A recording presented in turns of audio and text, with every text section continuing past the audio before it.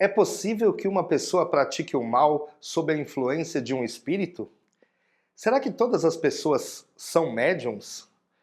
Se a pessoa tem a missão de trabalhar em um terreiro e não aceita, vai ser punida por isso e incorporar entidades na rua, em casa, no trabalho ou em outro lugar? A pessoa que entra para a Umbanda nunca mais pode sair?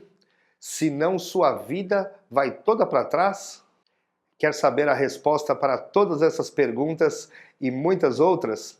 Então vem comigo que depois da vinheta vou falar sobre as maiores dúvidas sobre a Umbanda, mitos e verdades.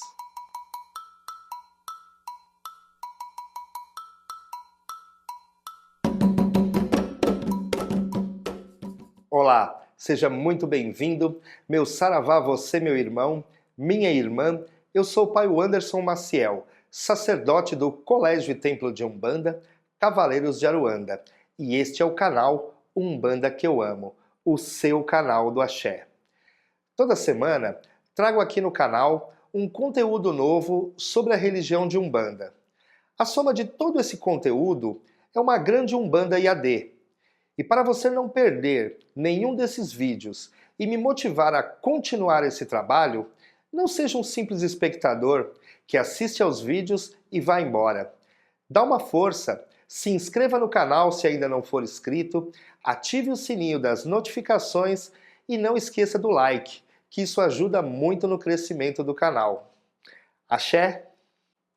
Na descrição deste vídeo tem os links das minhas redes sociais, Instagram e Facebook, para que você possa me acompanhar por lá também e ter acesso a um grande material, todo voltado para a nossa amada religião de Umbanda. Bora pro vídeo? A grande maioria das pessoas que procuram a Umbanda fazem isso com o objetivo de resolverem seus problemas e ainda exigem um resultado imediato. E quando isso não acontece, colocam a culpa no terreiro, no pai de santo ou nos médiuns da corrente. Isso quando não atribuem a culpa de seus fracassos na própria religião de Umbanda. É preciso esclarecer que a Umbanda é uma religião pautada no amor e na caridade. O terreiro não é um hospital onde só vamos buscar a cura e só voltamos quando adoecermos novamente. A Umbanda lida com muitos elementos e uma variedade enorme de espíritos. Tem a capacidade de penetração nos mais variados campos do astral. E havendo merecimento e empenho, se alcança uma solução mais rápida de muitos problemas. Pode uma pessoa praticar o mal sob a influência de espíritos? Sim, é verdade. Tanto quanto pode praticar o bem, influenciada pelos espíritos, como pode praticar o mal também. Mas tenha certeza que para que as influências negativas, responsáveis pelo mal, quanto as influências positivas, responsáveis pelo bem, atuem, temos que estar sintonizados com tais vibrações. Ou seja, você tem seu livre-arbítrio e é o único responsável pelas companhias que atrair, tanto carnais como espirituais.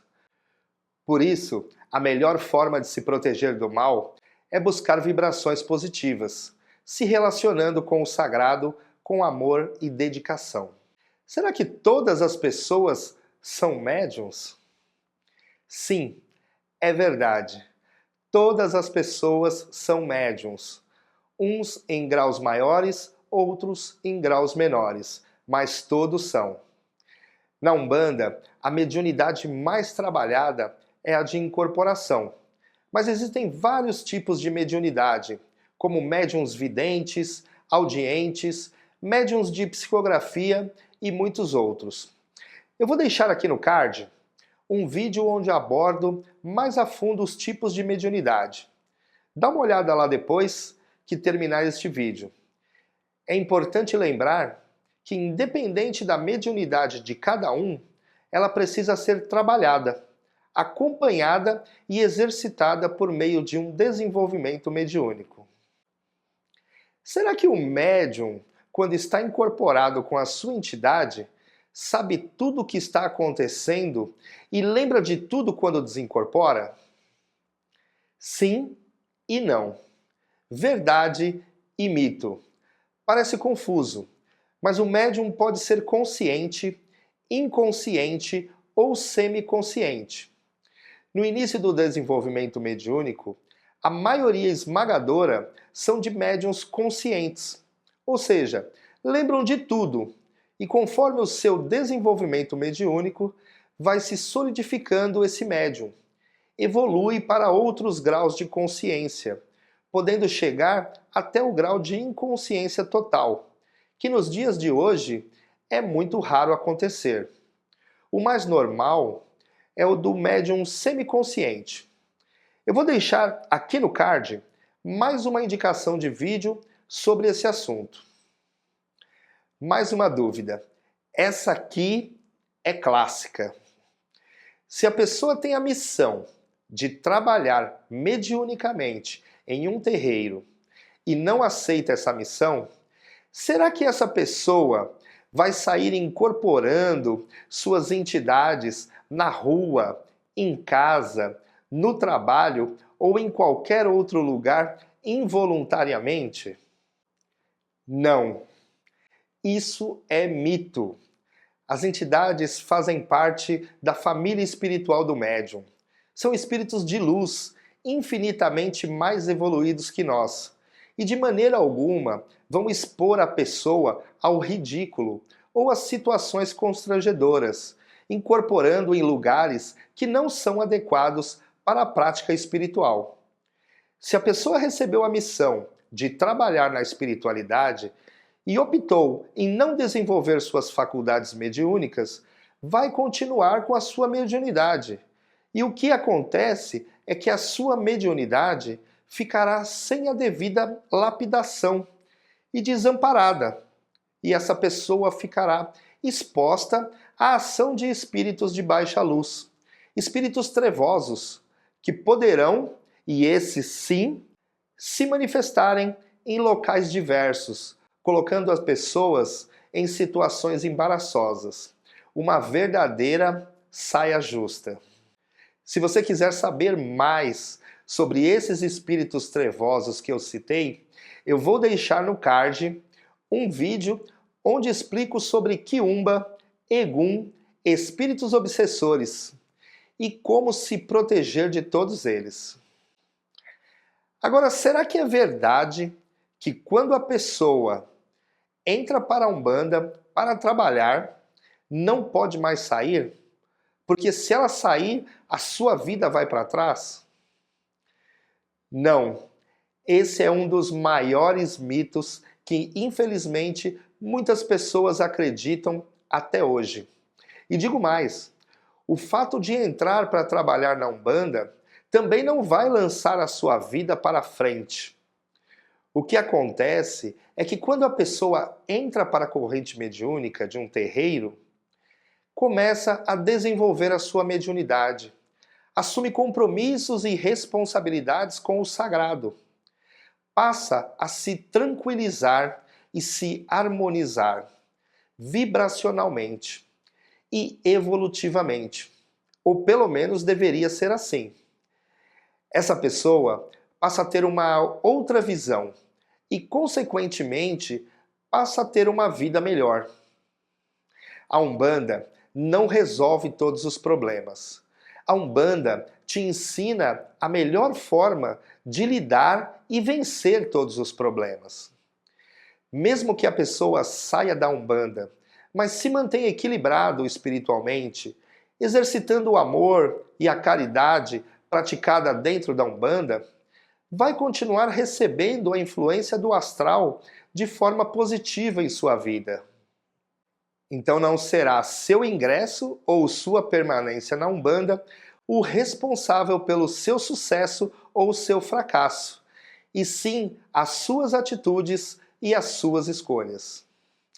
Uma outra dúvida, que é uma continuação da anterior, é: será que a pessoa que sair da Umbanda e abandonar as suas entidades, essas entidades vão castigá-la? Não preciso nem dizer que isso é mito. É um grande absurdo também. Já falei anteriormente que as entidades são a nossa família espiritual e querem unicamente o nosso bem, a nossa evolução espiritual e material. Entidades espirituais não batem nem tampouco castigam. Não têm a função de punir, e sim de orientar e amparar. Mesmo que a pessoa vire as costas para as entidades, mas se mantenha no caminho do bem, continuará recebendo influências positivas. O que pode acontecer é diminuir a sua capacidade de interpretar os sinais que a espiritualidade nos envia constantemente. Agora escuta essa. Guia de frente e guia protetor. Será que são a mesma coisa? Não, muito pelo contrário. São duas entidades distintas. O guia protetor de um médium é aquela entidade responsável em proteger na sua totalidade. Proteger na sua vida terrena, dos perigos do dia a dia. A função é proteção no seu sentido mais amplo. Já o guia de frente, também chamado de mentor espiritual, é o representante direto do seu orixá de frente. É ele quem comanda todas as entidades que trabalham na coroa do médium. É a entidade que traz as orientações e ordens diretas do orixá regente. E também a entidade que o médium tem uma maior proximidade, uma maior afinidade. E por conta dessa proximidade, acaba sendo confundida com o guia protetor. O mentor também é responsável por todas as orientações espirituais do seu médium. Uma outra dúvida muito recorrente é a seguinte: é possível 2 ou mais médiums incorporarem entidades com o mesmo nome? Sim, isso é verdade. Sinceramente, eu não sei por que esse assunto causa tanta polêmica. Não é comum encontrarmos pessoas com o mesmo nome? Por que não seria possível nomes iguais para as entidades?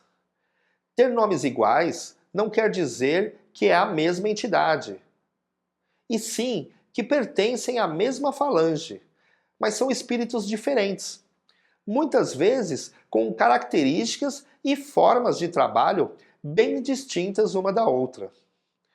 O que acontece é que alguns terreiros, a entidade que vai se manifestar em algum médium, não pode ter o mesmo nome das entidades do dirigente do terreiro.